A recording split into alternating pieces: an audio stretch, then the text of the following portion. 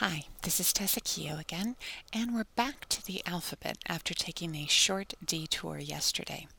And today, the letter is L, so we're going to take a look at the Legacy Home View.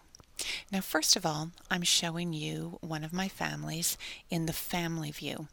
And as I mentioned before, this lists the husband and wife, it lists their marriage date, all of their children, it lists their parents on either side. And there's various things you can do in the family view, whether that's using tagging or using a color code system to identify your family members, as well as using something like the bolding, which shows your direct line. And we talked about the fact that most of us tend to work in the family view. Some of us play around in pedigree or chronology or the index view, but for the most part, what we tend to use is the family view. But one other view that's actually pretty helpful is the Legacy Home View. So let's go there now. And here we are. And the first thing that you'll notice is the Home tab. And if you click on this at any time, it takes you to the Legacy home page. You can always go back, forward, or refresh. And if you're trying to refresh the view in the internet and it's just not coming up, you can always click on the stop button. Now, one thing that I have is I block pop-ups. And you can either enable them or block them. It just depends on your preference. Now, the first thing that you'll notice over to the far right hand side is the options button. So let's take a quick look. Now, in the options, you can zoom, you can go and check the internet, but the other thing you can do is open your options. And when you do that, it tells you what your options are in the Legacy home page. And the first one is reminder options here. So you can ask it to show you to do reminders with a certain number of days in advance. You can either type that amount in or you can use the arrow keys up or down. You can also ask to be shown your birthday, death, and anniversary reminders, and you can put in that date as well. I include birthday reminders and anniversary reminders, and to tell you the truth, I've only recently done it to take a look and see how it plays. But I'm not including death date reminders at this point. The other thing that you can do is click on the Internet options, and you can allow Legacy to connect to the Internet to retrieve news. And this is a good idea if you have cable or DSL connection. And if you are on a dial-up connection, or have kind of spotty service, you're probably going to want to check this circle right here, which says not to go to the internet unless that's actually clicked by the user. And that's just something that'll make your life a little bit easier. So after you've taken a look at your internet options and your reminder options, you can just save. And when you do that, this is the page that you have. And you'll notice that the first thing is Legacy News, and when you scroll over to that underlined section, there's a link, and it will take you directly to Legacy's homepage. But you can also look through or scroll through to see information. And the last 3 posts were that they all came back from the Legacy cruise, that there is a webinar Wednesday coming up, and that's tomorrow. And if you have not had the opportunity to either listen or watch Lisa Louise cook in action, I would suggest that you sign up for this webinar. She is an excellent presenter and you're going to learn a lot. And it's on newspapers with your ancestors, which I think is a great topic. She's also one of the few people that I think actually deserves the title a Google guru, because she really stepped in and learned Google really well. She keeps up with everything that's current, and she does a great job with her podcast, which is Genealogy Gems. So definitely, if you haven't already signed up, sign up. And you can just do that by clicking on this link here. And the thing to keep in mind is any of these items are a link because they're in blue and or they're underlined. Now, if you want to submit news to Legacy, there's the section that you go to. You can just click right on that link.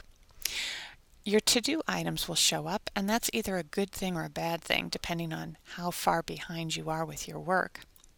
So I'm just going to scroll through here to show you that you have a date that you've given to your work, and you've given yourself a reminder date, and this will take you to your to-do items. So let's take a quick look there.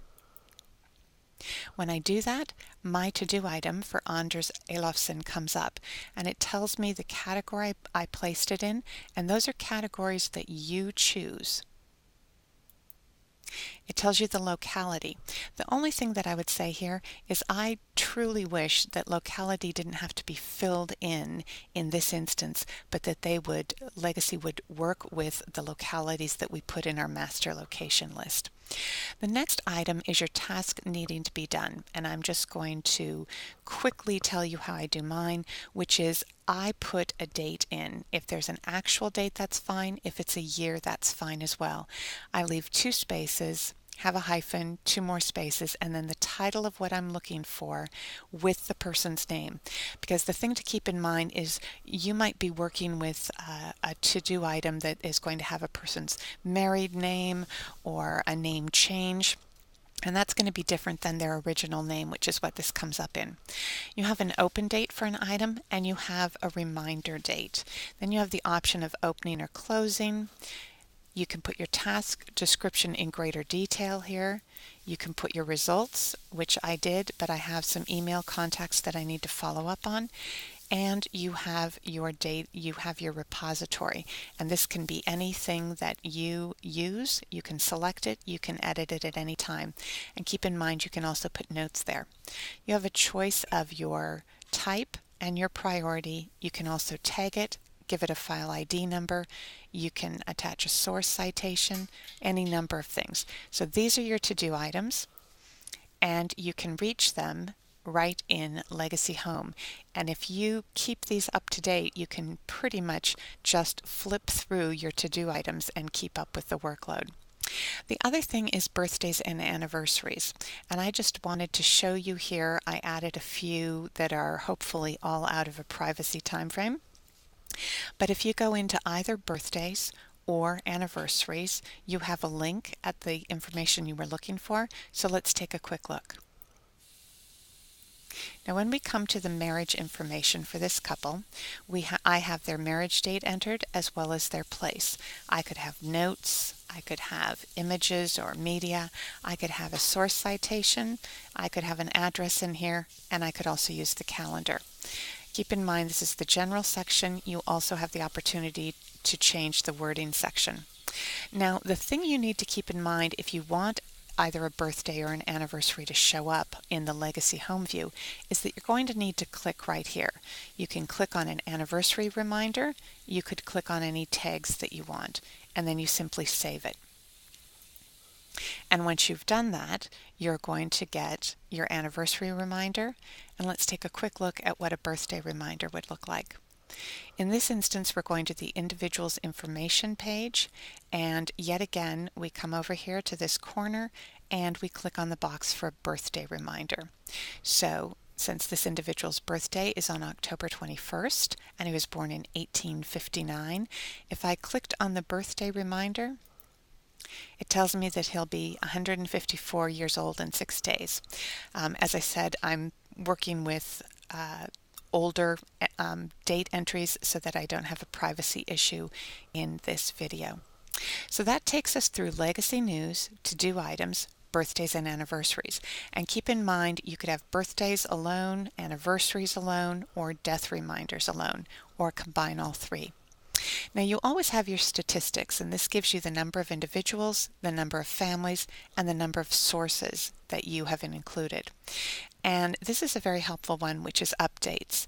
And you can see what your installed version is, and you'll know whether you have the most recent install or you need to go to the Legacy homepage, and you can literally do it just by clicking here on the update, and it'll take you to that update. This is the support section. All of these items are links, and you can go to any of the features that you want.